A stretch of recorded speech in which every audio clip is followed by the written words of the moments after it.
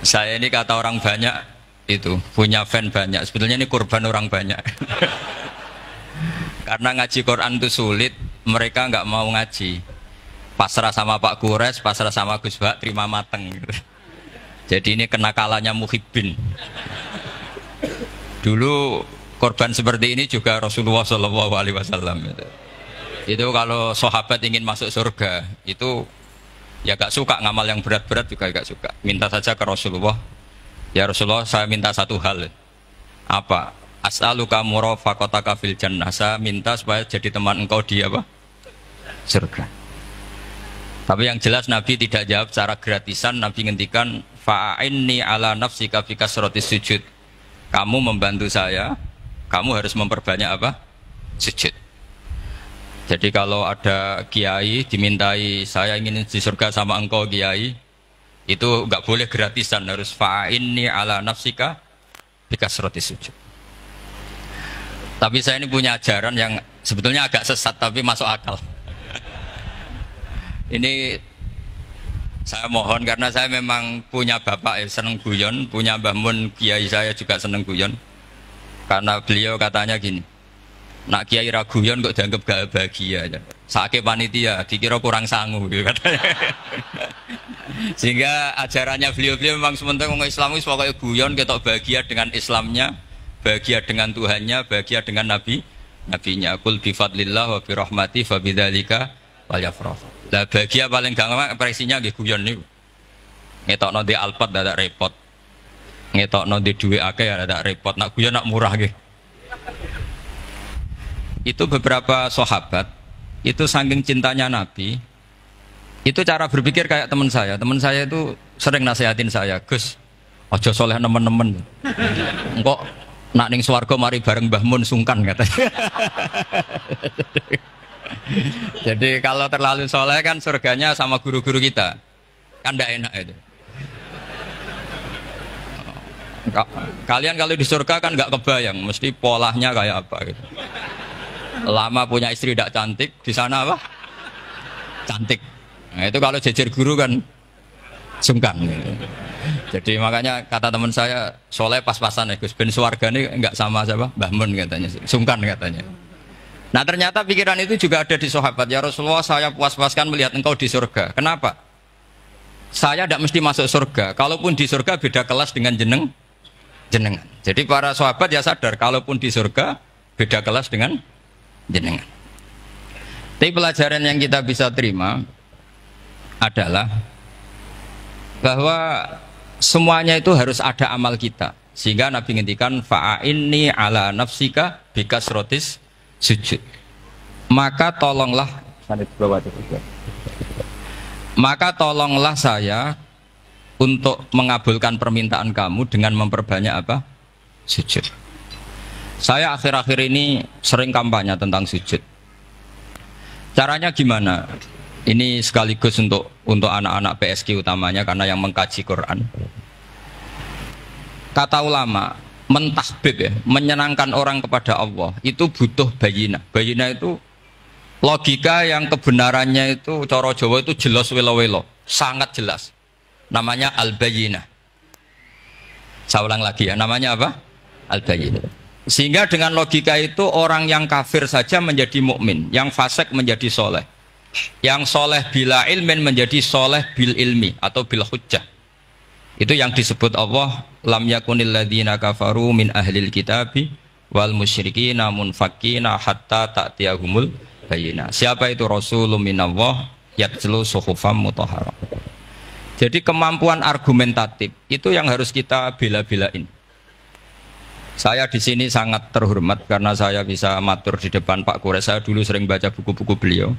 Jadi saya nggak mungkin jadi pesaing beliau karena saya ini saya ngidolakan beliau, jadi nggak mungkin jadi pesaing beliau.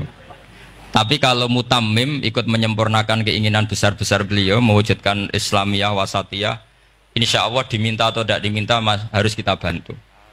Harus apa? Nah, bayinahnya apa? Bayinahnya begini. Bayinah itu satu argumentasi yang jelas begini. Ada seorang ekstremis itu, singkat cerita mau ngebom tempat-tempat maksiat. Yang maksiat ini orang-orang Islam juga.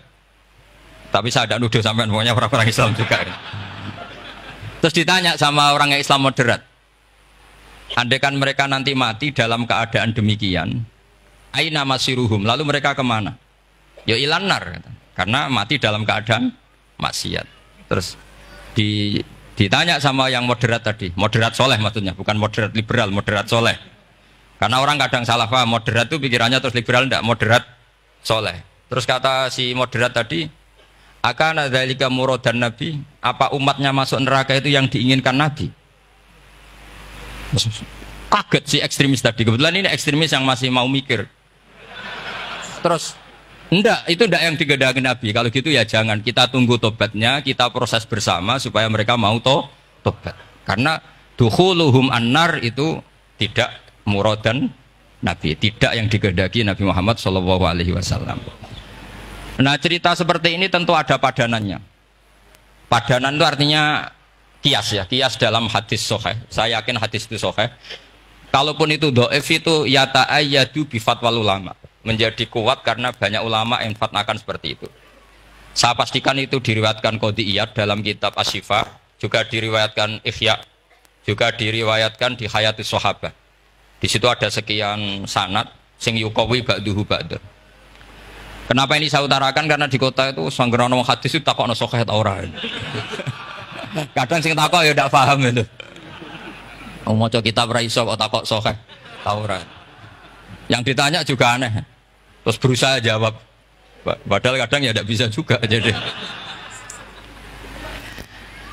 di hadis itu ada penjelasan begini. Ada seorang Arabi itu orang Bedui, orang yang kurang peradaban. Minta sesuatu pada Rasulullah SAW. Karena Nabi itu tidak orang kaya, Nabi tidak jutawan, tidak hartawan, dikasih. Mungkin kalau uang sekarang mungkin 50.000 atau berapa. Orang itu gerutu segrutu-gerutunya. Nabi kok pelit gitu, kira-kira seperti itu. Akhirnya sahabat ini merasa tidak nyaman, ingin, karena ini Arab ya, ingin mengadili ini. Saya membahasakan mengadili itu ya ada Arabnya, karena kadang ada riwayat misalnya fahamma ayyadribuhu, nanti juga repot, ayat tuluhu juga repot. Makanya kalau ke Jawa itu kadang maknani bahasa Arab itu bingung. Dan memang baik bingung daripada enggak bingung. Karena kalau yang enggak bingung itu keliru pede. Misalnya jika istri kamu agak rewel, itu begini-begini. Terus ada kalimat wadribuhun, maka pukullah. Itu kalau orang nggak bingung langsung diterjemah mukullah, nanti dilaporkan Komnas HAM gitu. Tapi kalau yang bingung itu akhirnya tatoluk mencari-cari. Ternyata di semua tafsir disebut dorban ghairu mubarrihin, ya mukul tapi yang tidak menyakiti. Jadi kekeliruan itu pasti dimulai orang-orang yang nggak bingung. Jadi ilmunya nggak cukup, akhirnya nggak bingung. Bingung itu penting. Loh betul. Nggak ada orang alim kecuali dari bingung. Karena orang alim itu nggak bisa pede. Karena referensinya banyak, kemungkinannya banyak. Sehingga mesti pikiran pertama kalau ada lafadz ini maknawi apa lafzi. Ini mahmul apa enggak? Ini mansuh enggak? Ini muqayyad mutlak enggak? Ini sekaligus jadi pusat studi Quran, jadi supaya teman-teman memang seperti itu. Kata wadribuhun, maka pukullah. Saya masih ingat betul ketika Pak Quraisyab nulis di Membumikan Al-Quran tentang alak. Itu kalau orang ahli embriologi, gimana nih alak segumpal darah, itu mesti tertawa-tawa karena nggak ada dalam proses embriologi orang lewat proses segumpal apa? Darah. Tapi kalau alak itu madatul kalimah dari kata aliko ya'liko alakon, sesuatu yang menempel, jadi zigot yang berhasil menempel di dinding rahim itu yang jadi anak, itu ya normal saja, memang itu terjadi. Ya barokahnya bingung tadi. Atau alak dimaknai segumpal darah tapi min haitsul jinsiyah. Artinya haitsul jinsiyah itu sejenis ini, jadi bukan di proses embriologinya tapi di jenisnya, supaya orang tidak sombong diistilahkan min alak, tapi maknanya min jinsil alak, bukan alaknya tapi jenis alak. Itu kayak Abu Bakar itu kalau sedang bully manusia yang sombong-sombong itu, kamu kok sombong, kamu itu keluar min makhrajil bauli marroten gitu. Supaya orang tidak sombong itu diistilahkan manusia itu yakhruju min makhrajil bauli apa? marroten. Kan kamu keluar dari makhrajil bauli berapa? 2 kali kan?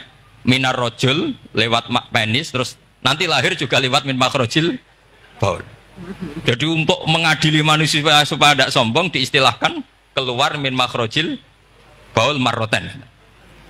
Nah mungkin alak kalau maknanya segumpal darah itu maknanya jenisnya seperti ini. Kenapa kamu sombong?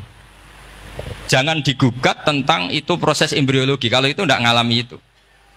Jadi akhirnya barokahnya bingung itu alak dari proses embriologi maknanya apa? Aliko ya aliku alakon, sesuatu yang nempel, yang sukses nempel di dinding rahim. Tapi dari segi jenis mendidik tawadu, mendidik khafdul janah lil mukminin, mendidik adul wal ingkisar, rasa hina, nah itu dengan makna tadi.